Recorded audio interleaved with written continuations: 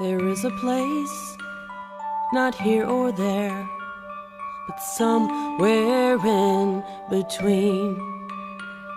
There is a space in the thin air that really can't be seen.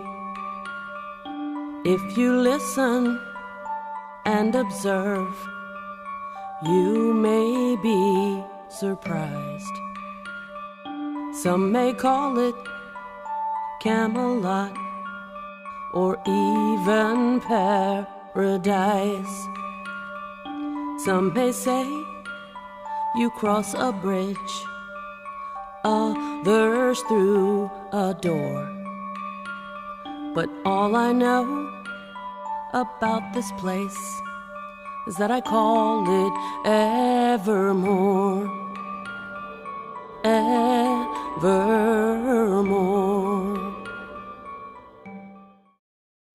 Hello, sweet spirits. Welcome to the show.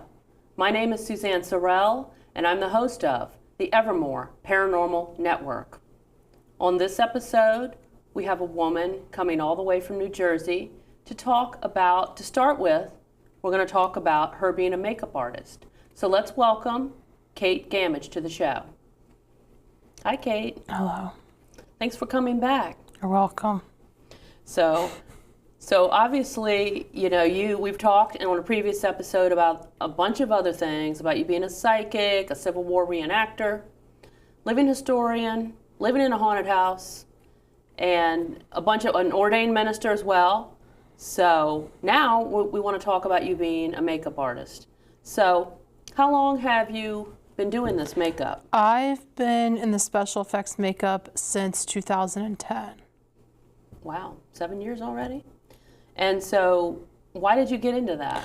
I've always had I've always had an artist ability. I've always been able to paint and draw. And I was like, well, a face is a canvas, and I've always loved working in haunted houses and horror makeup. And I was a natural talent how to do it all myself. So I said, I might as well get in the business. Yeah, I've seen some of your work, like scars and bloody bullet faces hoods and that kind of thing. You do put some of that up on your Facebook page too, don't you? So where did you learn to do this? Did you intern somewhere? I was self-taught, but I did take a course through the Dick Smith Special Effects School. And what kind of, was that something you just do online, or it was go to classes? It was at home. Everything was at home. You had to, and then eventually at the end you have to make a mold, like a face mold, and do one thing and then send it in. And from there you get critiqued by people actually that work in the industry. Okay, so you obviously passed. Yep. Do you get some kind of certification, or? You can. Sometimes they send out a certificate. Yeah. So you started a company. What's the name of your company? Makeup by Kate. Okay. And so you have a website. Yep. What is the website, in case anybody wants to check that out? makeupbykate8.com. Okay. So do you have a specialty, a makeup specialty, within the horror, I guess? Within the thing, I'm very good at doing the makeup that's like on The Walking Dead. Mm-hmm. Like zombie stuff? Zombie, bullet holes, slash marks. Yeah. Stuff that you can find on a lot of the crime show things too. So Halloween is probably fun, right? Yes. Have you worked on any projects or movies that we know about? Or? Nothing that's very famous, but I do know a few people in the industry. My first movie I ever worked on was actually supposed to be we were supposed to get a copy of the reel. We never did. It was supposed to be sent off to this big film festival. And that was based on having these two people fall in love and then they end up killing each other. And I had to make them look like they were like 8 or 9 days decaying. Oh, yay. Gross. So obviously you've been doing makeup. Let's jump into the fact that you were a tour guide / I don't know, were you a tour guide, actress? What do they call you at the Eastern State Pen? My first position at Terror Behind the Walls at Eastern State Penitentiary was I was event staff, which technically were security, but we're the second eyes to the security that we've hired. So we not only would have them next to us, but we'd have here, and if they weren't next to us in a location, if anything happened, we would radio it to the security, like if someone got hurt, if someone got injured, if someone has decided to take a knife and hide it, to have them come running, or if someone's trying to beat one of the actors up. So you had a bunch of different roles that you played there. So that was my first position. My second position, I was line staff, which is technically front of the house. We're in zombie costumes, so we do scare the shit out of sometimes some people. Sometimes even though we're trying to help them and we're trying to be serious, sometimes we get a kick out of it too. So you were, that was the second year you went back. Yes. So Eastern State Pen is a penitentiary. I can never say that word. It's a pen. It's a real penitentiary, real prison. It closed in 1971. And the only reason it did is because it was decaying and it was horrible. It was overcrowded and very horrible, and it was because it's the first prison in that area in Philadelphia in the time area. Now, so it closed in the 70s. When did Terror Behind the Walls come? What did Terror they do Behind from the Walls, 70s till? It was closed. And then it got bought out by the state. Now it's its own little foundation, but they're still run by the city of Philadelphia.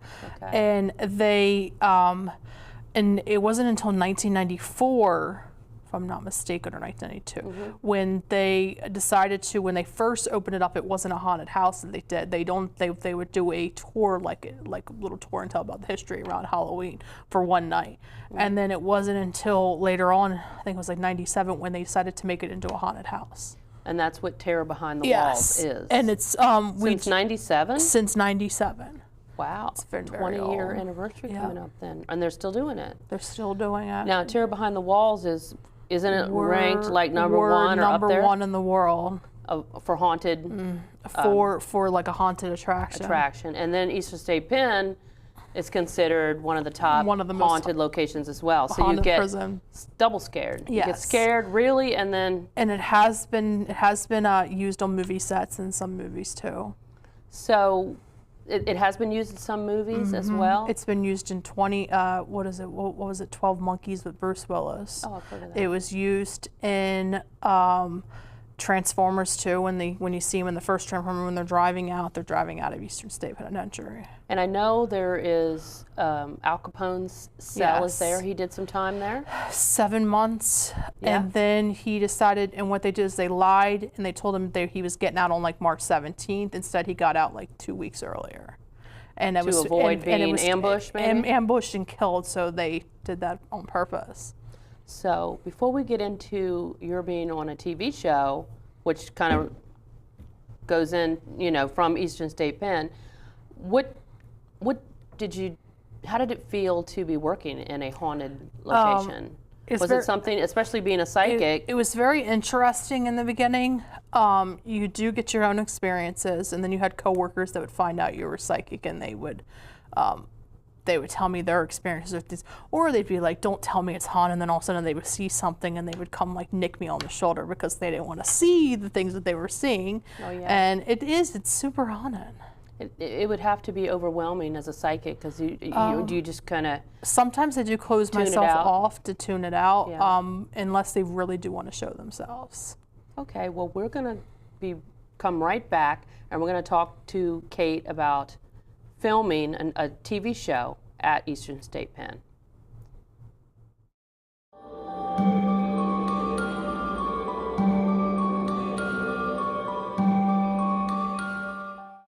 My journey skating for the gold taught me a lot, but my journey with breast cancer has been one of my greatest teachers.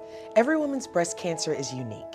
Be Wiser educates and empowers women to take control of their breast cancer treatment plan and help navigate their own path beyond 5 years. Talk to your doctor about information and tests to personalize a treatment plan that fits your needs. I did. Be informed, be wiser, support survivors like us.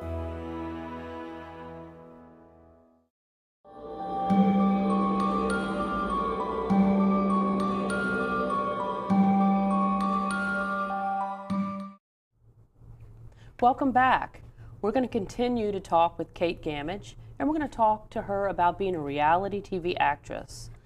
So, Kate, you've been on TV, besides here. Yeah. So, what show were you on? I was on When Ghosts Attack, that used to be on Destination America.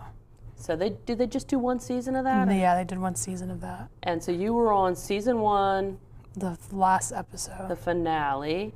And what's the name of the episode? Beast from Beyond. Beast from Beyond. So, tell me about your experience of being on a reality paranormal TV show. It's interesting. It's not like the other shows where you do see all the drama. What's the process? Like, how did you get on it? Maybe we'll start there. You had actually sent in my story. Yeah, I didn't get picked. My story wasn't, the ghost didn't attack me enough. They decided to choose me from that. I get an email I'm saying still friends with you? I get an email saying that I've been accepted, and this is when they're going to film. They're going to film at Eastern State. They tell them they actually, it was right before I was about to go on vacation when I get this email in the middle of summer. This is when I filmed this. Let's just say it's very awful to film at 100 degrees in a prison in the summer, middle of July, miserable. where there's no heat or wind. And so they were telling me to bring different outfits. The first outfit I wore was a little bit too fancy, like even though it was just a casual dress for being in the middle of prison. So they told me, well, let's do this outfit, which is the outfit I wear on TV. Yeah, you look good on TV, by the way. And so what they would do is they would powder the face too to try to stop that. In between takes, we would drink water too. Because it was really hot. Because it was really hot. Plus, humid. It was hot, humid. Plus, we had things going on in the prison. Like we still had tours going on when we were filming. They were building the haunted house for the thing behind us. So was there noise? So you're hearing saws and stuff. So every 15 minutes we had to stop. Plus you have the planes over Philadelphia. Oh my goodness. So it's like Speaking of planes. So it's like every 15 minutes. Fort Mifflin is not too far, right? A few miles, 5 miles maybe, from Eastern State. Yeah. And I did an event there, and the planes were flying over in the middle of the night during the ghost hunting event. So I can imagine they had to work around. It's literally right. Fort Mifflin is literally right next to the airport. Right. Yeah. So like here's the airport and here's Fort Mifflin. It was funny when you're trying to do an event, ghost hunting, and the planes are flying by. So I can't imagine filming. Did they have to time it around the planes flying by? So sometimes we would stop and we would start hearing noises. And then on top of that, there was those locusts. So it was that time. So that's what you're hearing is the locusts, and we're like let's stop them with the noise for a few minutes. And on top of that, they put us in front of where they're filming, which is one of the cell blocks they use for the haunted house. It's actually the most haunted cell block, one of them in the thing, and because there's only a few of them that are super haunted, and this is cell block 7, which is extremely haunted because there were guards pushed to their death up top because where they build the door to where they built the prison door to where the guard has to stand is very short. So literally the person could stick their hand out and push the guard up to the death. So later on in the thing they actually made a wire thing there, so where if the guards did get pushed over, they weren't falling to their death. So when you're on a show like this, you're filming for your segment. Total time on TV was what, a few minutes? It was a few minutes, but you film because they cut it down. Like not only did I film for the interview, they were doing the part where they do like in Psychic Kids where they take you and like move you around and actually do like a photo shoot.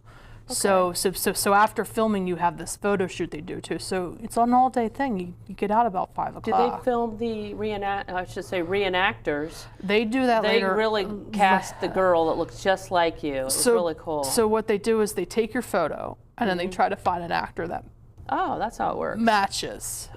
They want you to send a photo in, and so where they can find that. Do they film that there as well while you're there? Not during while I'm there. Okay. They did that I think they did that actually in the evening when they filmed that, because they were trying to get it.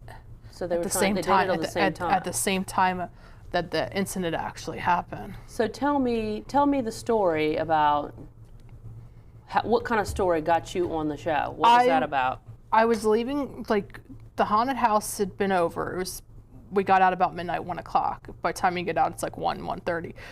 We're walking to the prison, and all of a sudden, like, I'm walking past the bathrooms. Yes, I do know someone's in there. There's no one else behind me.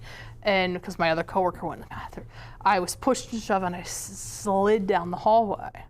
You slid down the hallway. with no one behind me. Okay. And I pushed it so hard that I actually scuffed the concrete. The EMT came running because she heard me.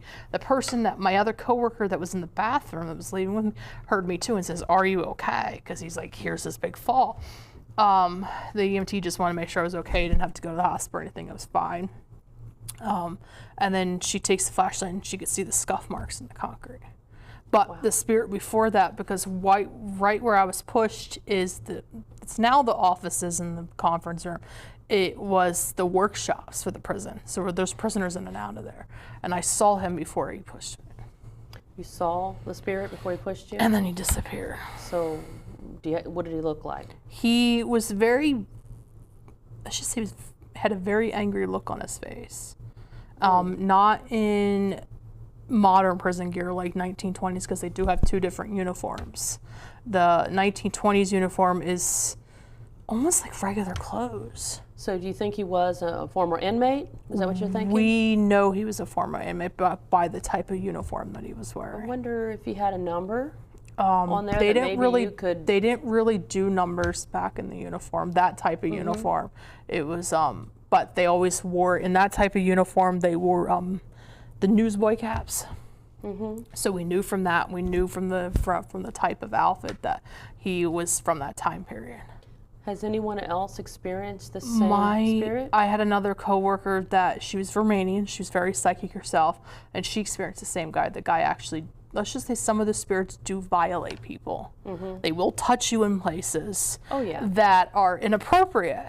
And yes, we do touching in the haunted house, but we do like TSA touching, and it's only the senior actors that know where to touch with a tool. But I always tell people, if you get touched in the chest, the butt, the head, it's not us. Right, of course. They do, and you do, and it does feel like someone's touching you in that area. Oh, it's happened to me, not there, but at other haunted locations. And I tell people, I said, it's a very weird feeling.